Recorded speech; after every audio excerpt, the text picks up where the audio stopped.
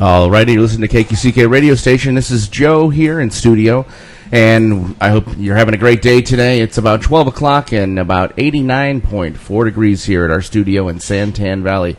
We've got a great show ahead of us here.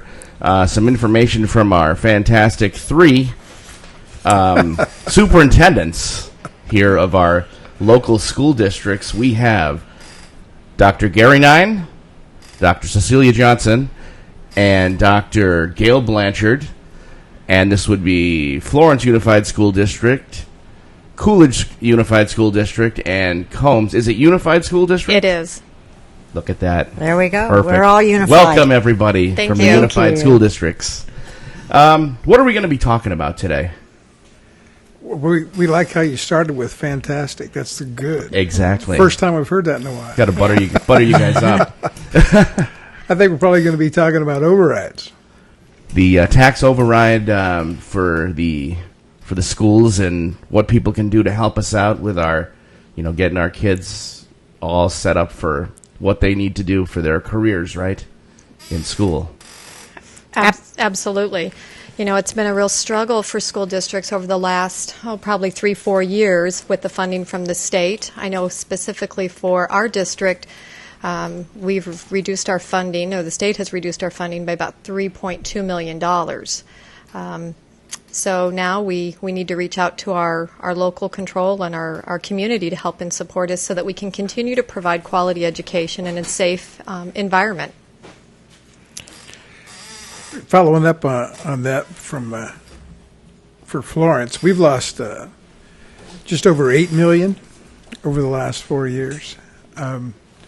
People are, quite honestly, I think people are just misinformed. Yesterday, I was forwarded an email from someone that's running for election, and he says that you guys get $9,200 per kid, and that comes from the state, and that just isn't true. Not even close. We received $5,500 per student from the state last year, and there are all these misconceptions about how much funding is coming to education. And the fact of the matter is, the state has neglected to fund what their responsibilities are. Commercial property is assessed at lower valuations than they ever have from the state.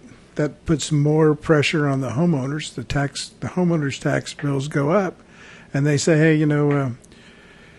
so our last resort is the community. The state's not doing their part, and it falls back to the community to do their part if we're going to be able to provide a basic education to our kids. What does it take? A lot of people, I've mentioned it to them, they've never even heard of the tax override. Can one of you tell us what exactly that is, or all of you? Well, the tax override is a little bit of a unique school funding process in Arizona. Not every state has this kind of funding for schools. The school funding formula is very complex, very hard to understand, and very hard to explain. But one of the pieces that the state law allows